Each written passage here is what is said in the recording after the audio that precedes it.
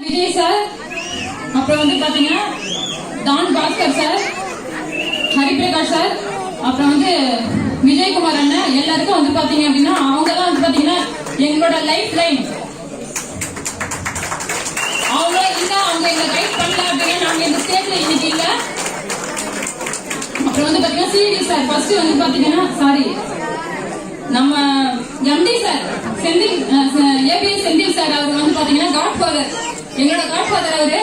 அவருக்கும் Babu sir CEO வந்து அவருக்கு வந்து பாத்தீங்கன்னா என்னோட நன்றியை நான் தெரிவிச்சுக்கிறேன்.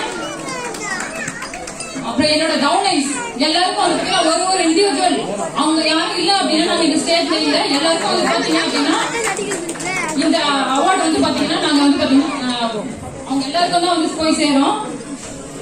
எங்கேயோ ஒரு மூலையில உட்கார கூட இடம் இல்லாம எவ்வளவு பேர் நின்று பாக்குறீங்க.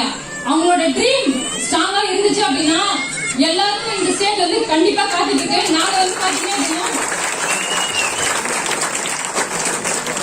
தண்ணி கேரளத்துக்கு அண்ணாமலை மன்றம் கிட்டத்தட்ட ஒரு 8 வருஷத்துக்கு முன்னாடி வேற ஒரு நெட்வொர்க்ல உட்கார கூட இடம் இருக்காது.